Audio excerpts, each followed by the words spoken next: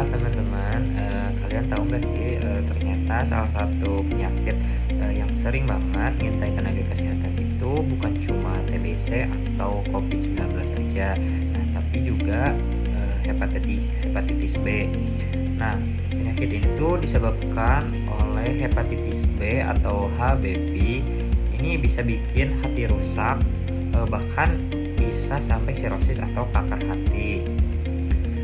Jadi hepatitis B itu menular lewat darah dan cairan tubuh orang yang sudah terinfeksi. Makanya tenaga kesehatan kayak dokter, perawat, bidan, gitu. Pokoknya yang sering kontak sama darah pasien pasti punya resiko tinggi buat kena penyakit ini.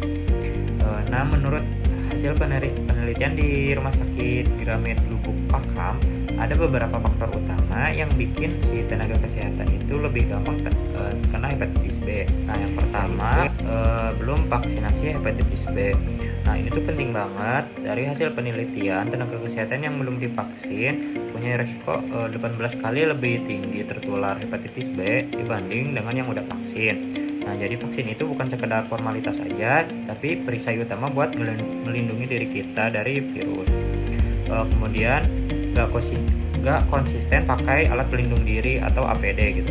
Kadang ada aja yang malas pakai sarung tangan, masker atau face shield pas kerja. Padahal itu penting banget.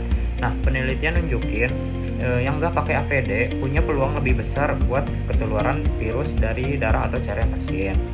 Kemudian yang ketiga, pernah cedera jarum suntik. Nah, ini juga serius banget karena luka kecil akibat jarum suntik itu bisa jadi jalan masuk si virus hepatitis B ini. Jadi kalau kerja di fasilitas kesehatan, hati-hati banget waktu pakai atau buang jarum suntik. Nah, biar kita semua aman, ada beberapa hal yang wajib banget dilakuin, terutama buat tenaga kesehatan gitu. Yang pertama, vaksinasi hepatitis B. Nah, pastikan kalian itu udah vaksin lengkap 3 dosis. Kemudian yang kedua, selalu pakai APD saat menangani pasien. Kemudian hindari cedera jarum suntik dan buang jarum suntik di tempat khusus.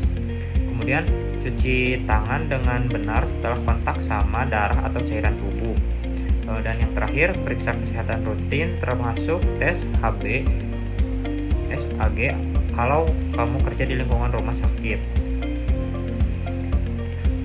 Nah, kita tuh nggak bisa nolong orang lain kalau diri kita sendiri aja nggak sehat gitu. Jadi mulai dari sini, yuk kita peduli sama kesehatan diri, terutama buat yang bakal atau udah kerja di dunia kesehatan, karena vaksin, APD, dan kewaspadaan kecil hari ini bisa nyelamatin hidup kamu di masa depan.